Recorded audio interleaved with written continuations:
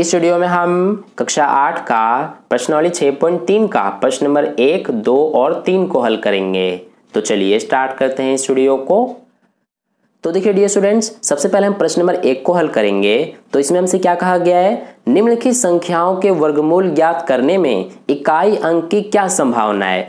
तो देखिए इसका सॉल्यूशन हम कैसे करेंगे। इस प्रश्न को हल करने से पहले आपको एक इंपॉर्टेंट बात पता होनी चाहिए। वो क्या है हमारा, कि आपको वर्गमूल क्या होता है ये पता होना चाहिए। तो सबसे पहले हम वर्गमूल समझ लेते हैं। तो देखिए वर्ग क्या होता है ये आपको बहुत अच्छे से पता है। जैसे यहाँ पर मैं आपसे पूछूं कि 6 का वर्ग क्या होगा, तो आप कहेंगे कि 36 होगा। अब ध्यान दीजिए, जो ये 36 है हमारा, ये किसका वर्ग है, तो आप कहेंगे कि 6 का वर्ग है। तो यही जो 6 है ये हमारा 6 वर्गमूल है इस 36 का। ठीक है, इसी तरह से जैसे यहाँ पर मान लीजिए 25 है, तो मैं आपसे पूछूं कि ये 25 जो है ये किसका वर्ग है, तो आप कहेंगे कि अगर हम 5 का वर्ग करेंगे तो ही हमें 25 मिलेगा। तो इसीलिए ये 25 का जो वर्गमूल होगा वो 5 होगा। तो आई होप आपको समझ में आ रहा है कि वर्गमूल हम किसे कहते हैं। एक और एग्जांपल लेते हैं, जैसे यहाँ पर 16 है, तो मैं आपसे पूछूं कि 16 का वर्गमूल बताइए, तो आप सोचेंगे कि हम किसका वर्ग करें तो हमें 16 मिलेगा। तो ये हम अगर 4 का वर्ग करेंगे तो ही हमें 16 मिलेगा, यानी कि 16 का वर्गमूल क्या है, 4 है। ठीक है, तो आई होप आपको वर्गमूल समझ में आ गया। अब मैं आपसे पूछूं कि मुझे बताइए कि 100 का वर्गमूल क्या होगा, तो आप कहेंगे कि अगर हम 10 का वर्ग करेंगे तो ही हमें 100 मिलेगा, यानी कि 100 का वर्गमूल 10 हो जाएगा। ठीक है, तो ये होता है हमारा वर्गमूल, और इसमें हम स्क्वायर नहीं लगाते हैं। ठीक है, यहाँ पर से भी हम स्क्वायर हटा देंगे, यहाँ से भी स्क्वायर हटा देंगे, और वर्गमूल का जो निशान होता है वो हमारा इस तरह का होता है। ठीक है, ये होता है हमारा वर्गमूल का निशान। ये बात आपको ध्यान रखना है। तो इस तरह से आपको समझ में आ गया कि वर्गमूल हमारा क्या होता है। अब देखिए, जो हमें क्वेश्चन में संख्याएं दी गई हैं, इन संख्याओं के हमसे कहा गया है कि जो इनका वर्गमूल हम ज्ञात करेंगे, तो इनके वर्गमूल ज्ञात करने में इकाई अंक की क्या संभावना है वो हमें बताना है। जैसे देखिए, हमने यहाँ पर 100 का वर्गमूल ज्ञात किया, तो ये आ गया 10। अब इस 10 में इकाई अंक क्या है, 0 है। तो ऐसे ही जो हमें क्वेश्चन में संख्याएं दी गई हैं, इनका अगर वर्गमूल ज्ञात किया जाए तो इनके वर्गमूल के इकाई के अंक क्या होंगे वो हमें बताना है। तो देखिए अब हम प्रश्न को हल करते हैं। सबसे पहले हम पहले प्रश्न का पहला भाग हल करेंगे। तो देखिए पहले भाग में हमें क्या संख्या दिया है, 9801 दिया गया है। तो अब हमें बताना है कि अगर इसका वर्गमूल ज्ञात किया जाए तो इसके वर्गमूल ज्ञात करने में इकाई अंक की क्या संभावना है। तो देखिए ये हम कैसे बताएंगे। इसको बताने से पहले मैं यहाँ पर एक बार 1 से लेकर 10 तक की जो संख्याएं हैं उनका वर्ग लिख लेता हूँ। तो देखिए ये मैंने यहाँ पर 1 से लेकर 10 तक की संख्याओं के वर्ग लिख दिए हैं। अब ये हमने क्यों लिखा है ये मैं आपको समझाता हूँ। जैसे देखिए यहाँ पर हमें पहली संख्या जो है 9801 दिया गया है, तो इसके वर्गमूल में इकाई का अंक क्या होगा ये हमें बताना है। तो देखिए इसके लिए हम क्या करेंगे, ये जो संख्या है इसके इकाई का अंक देखेंगे, तो ये देखिए 1 है, तो ये हमारा 1 है। अब ये जो हमारी संख्याएं हैं इनके जो वर्ग हैं इसमें भी हम देखेंगे कि किसका इकाई का अंक 1 होगा।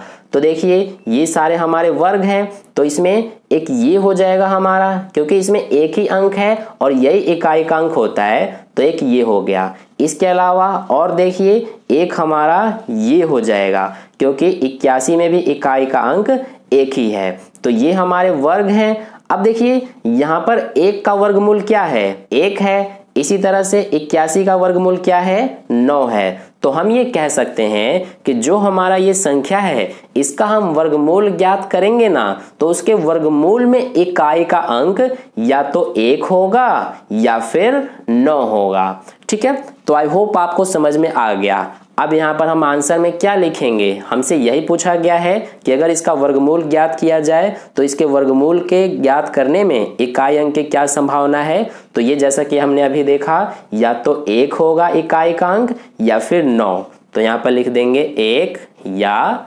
9।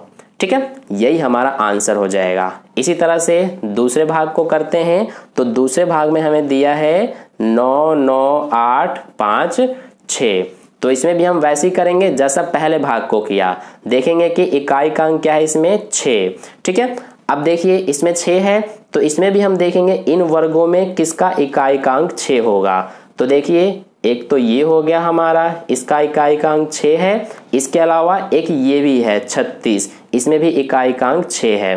तो देखिए 16 का वर्गमूल 4 हो गया और 36 का वर्गमूल 6 हो गया, यानी कि ये जो संख्या है इसका वर्गमूल ज्ञात करने में इकाई अंक की क्या संभावना है, 4 या 6। तो इसका आंसर क्या हो जाएगा, 4 या 6। ठीक है, तो ये हो गया हमारा आंसर। अब देखिए यहाँ पर हम तीसरे भाग को करते हैं। तो तीसरे भाग में हमें दिया है 998001। तो इसमें देखिए इकाई का अंक क्या है, 1 है। तो इसीलिए इसमें भी हम देखेंगे कि कौन सा जो वर्ग है उसके इकाई का अंक 1 है। तो देखिए एक तो ये हो गया और इसके अलावा एक ये हो गया। तो इन दोनों के वर्गमूल क्या है, 1 और 9। तो इसका भी आंसर क्या हो जाएगा हमारा, 1 या 9। ठीक है, अब इसके अलावा जो हमारा चौथा भाग है इसको भी कर लेते हैं। तो इसमें हमें दिया है 6 5 7, 3 बार 6 0 2 5। तो देखिए इसमें इकाई का अंक 5 है। तो इसमें भी हम देखेंगे कि कौन सा जो वर्ग है उसके इकाई का अंक 5 है।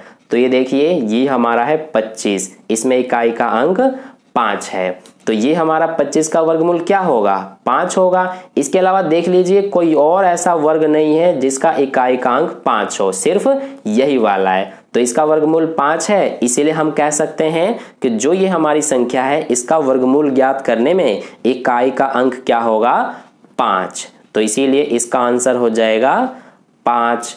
तो ये हो गया हमारा पहले प्रश्न का सॉल्यूशन कंप्लीट। अब देखिए हम प्रश्न नंबर 2 को हल करते हैं। तो देखिए प्रश्न नंबर 2 को हम यहीं पर कर लेते हैं। यहाँ पर हम लिख देते हैं प्रश्न 2।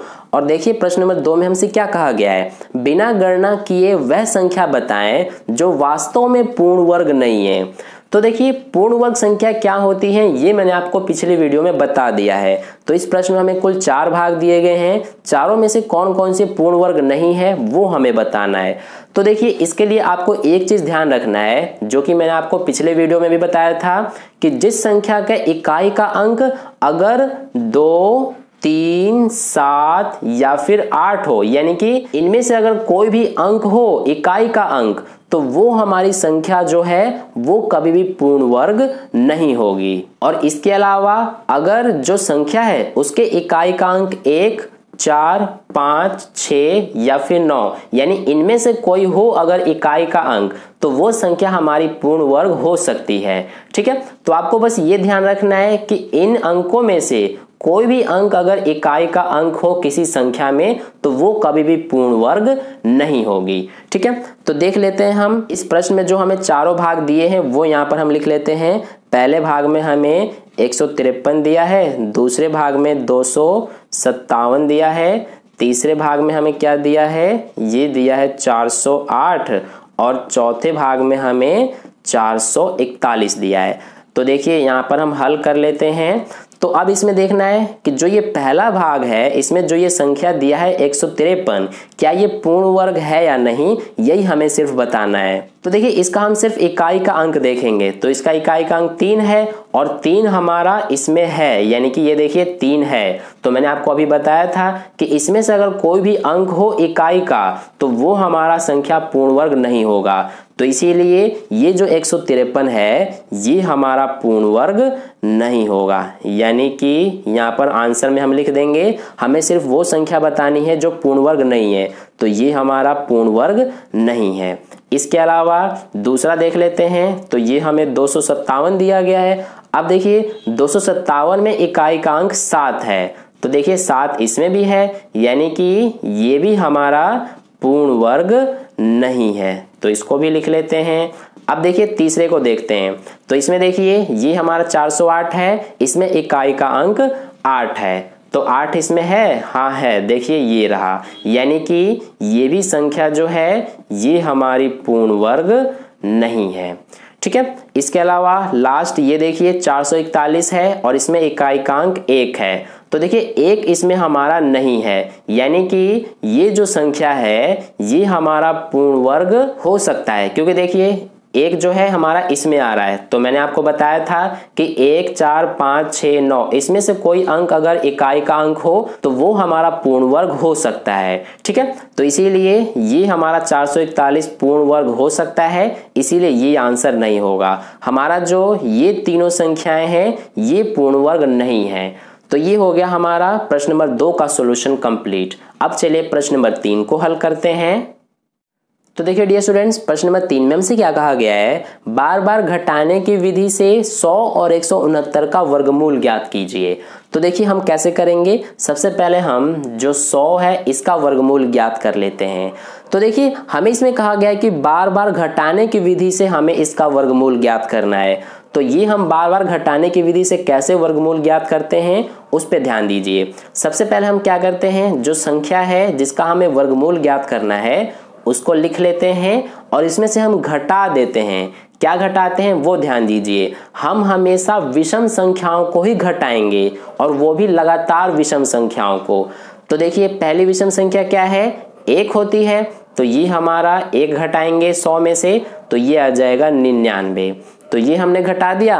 अब देखिए यहाँ पर 99 बच रहा है, तो अब हमें इसी को लेना है, यानी कि 99 को लेना है और इसमें से अब हमें इससे अगली विषम संख्या को घटाना है। तो 1 के बाद अगली विषम संख्या क्या होती है, 3 होती है, तो इसीलिए अब हम 99 में से 3 को घटाएंगे तो ये बचेगा 96। अब देखिए यहाँ पर हमारा 96 बच रहा है, तो हम क्या करेंगे, अब इस 96 को लेंगे और इसमें से हम क्या घटाएंगे, ये हमने 3 घटाया है, तो 3 के बाद अगली विषम संख्या क्या होती है, 5। तो अब हम 5 को घटाएंगे, तो 96 में से 5 घटाया 91 बचेगा। अब ये आ रहा है हमारा 91। अब हमें क्या करना है, इस 91 को लेना है और इसमें से हमें क्या घटाना है, 5 के बाद अगली विषम संख्या, तो ये हमारा होता है 7। तो देखिए यहाँ पर 91 में से 7 घटाएंगे तो ये हो जाएगा 4, 8 यानी कि 84। ठीक है, तो यहाँ पर अब हमारा 84 बच रहा है। अब हमें इस 84 को लेना है और इसमें से घटाना है। तो देखिए यहाँ पर हमने 7 घटा दिया, अब 7 के बाद अगली विषम संख्या 9 होती है, तो 9 घटाएंगे तो ये हो जाएगा हमारा 5, 7 यानी 75 बचा। तो यहाँ तक कर दिया। अब हमारा ये 75 को लेना है और 75 में से हम इसके बाद वाली अगली विषम संख्या घटाएंगे। तो इसके बाद अगली विषम संख्या 11 होती है, तो ये हो जाएगा 4 और ये 6 यानी 64 आ गया। देखिए ये हमें तब तक करते रहना है जब तक हमारा 0 ना आ जाए। तो ये अभी हमारा 64 आ रहा है, तो अब 64 को लेंगे और इसमें से हम इसके बाद अगली विषम संख्या 13 को घटाएंगे, तो ये बचेगा 1, 5 51। अब 51 को लेंगे और इसमें से इससे अगली विषम संख्या घटाएंगे, तो ये हो जाएगा 6, 3 यानी 36। अब 36 को लेना है और इसके बाद इससे अगली विषम संख्या घटाना है, तो ये बचेगा हमारा 9, 1। अब इसके बाद 19 बच रहा है, तो 19 को लिया और इसमें से ये देखिए अगली विषम संख्या क्या होगी 17 के बाद, तो ये होगी 19। तो 19 में से 19 घटाया 0। तो यहाँ पर आप देख सकते हैं हमारा 0 आ गया। तो ये आपको तब तक करते रहना है जब तक 0 ना आ जाए। तो हमारा यहाँ 0 आ गया, अब छोड़ देंगे। अब देखिए हमारा आंसर क्या होगा। हम आंसर कैसे पता करते हैं, हम ये गिनते हैं कि हमने ये घटाने की जो प्रक्रिया है ये कितनी बार किया है, यानी कितनी बार हमने घटाया है। तो देखिए 1 बार हो गया, ये 2, 3, 4, 5, 6, 7, 8, 9, 10 यानी कि हमने 10 बार घटाया है। इसीलिए जो हमारा 100 है, 100 का वर्गमूल क्या होगा, 10। ये हमारा वर्गमूल का निशान होता है, जैसे कि मैंने आपको शुरू में ही बताया था। तो इसीलिए 100 का वर्गमूल 10, यही हमारा आंसर है। ठीक है, तो आई होप आपको बार बार घटाने की विधि बहुत अच्छे से समझ में आ गया। अब जो अगली हमें संख्या दिया गया है 169, इसका भी हम कर लेते हैं। तो इसको भी हम वैसे ही करेंगे जैसा हमने ये किया है। तो सबसे पहले हम 169 को लेंगे और इसमें से हम क्या घटाएंगे, पहली विषम संख्या यानी 1, तो ये बचेगा 168। अब 168 को लेंगे और इसमें से अगली विषम संख्या 3 घटाएंगे, तो ये बचेगा 165। अब 165 में से अगली विषम संख्या 5 घटाएंगे, तो ये बचेगा 160। अब 160 में से अगली विषम संख्या 7 घटाएंगे, तो ये कितना बचेगा, 153। अब 153 में से अगली विषम संख्या 9 घटाएंगे तो ये बचेगा 4 4 1 यानी कि 144। अब इसके बाद 144 में से अगली विषम संख्या 11 घटाएंगे तो ये बचेगा 3 3 1 यानी 133। अब 133 में से अगली विषम संख्या 13 घटेगा तो ये 0 ये 2 1 यानी 120। अब 120 में से अगली विषम संख्या 15 घटाएंगे तो 105 बचेगा। अब 105 में से अगली विषम संख्या 17 घटाएंगे तो ये बचेगा हमारा 15 में से 7 8। अब 90 में से अगली विषम संख्या 19 घटेगा तो ये 9 और ये हमारा बचेगा 7 में से 1 6। अब इसके बाद 69 में से अगली विषम संख्या 21 घटेगा तो ये 8 और ये हमारा हो जाएगा 6 में से 2 4। ठीक है, यानी 48 हो गया। अब 48 में से अगली विषम संख्या घटाएंगे, कौन सी? ये हो जाएगी 23 तो ये बचेगा 5 2। अब यहाँ 25 में से अगली विषम संख्या 23 के बाद अगली विषम संख्या 25 तो 25 में से 25 घटाया 0 यानी यहाँ पर हमारा 0 आ गया। अब यहीं पे हमें छोड़ देना है। तो देखिए अब इसमें हम देखेंगे कि कितनी बार हमने घटाने की प्रक्रिया को किया है। तो देखिए 1 बार 2 बार 3 4 5 6 7 8 9 10 11 12 13 यानी 13 बार हमने इसमें घटाया है। इसीलिए 169 का जो वर्गमूल है ये 13 हो जाएगा, यानी यही हमारा आंसर है। तो इस तरह से प्रश्न नंबर 1, 2 और 3 का सॉल्यूशन कंप्लीट हो गया इस वीडियो में। आई होप आपको अच्छे से समझ में आ गया है। अगर आपको वीडियो अच्छा लगा है तो लाइक कर देना, अपने दोस्तों के साथ शेयर कर देना और पहली बार वीडियो को देख रहे हैं तो चैनल को सब्सक्राइब करके बगल में जो बेल आइकन आता है उस पर ऑल वाले पे क्लिक कर लेना, ताकि नेक्स्ट वीडियो जैसे अपलोड की जाए उसका नोटिफिकेशन सबसे पहले आपको मिल जाए। मिलते हैं फिर अगली वीडियो में। धन्यवाद।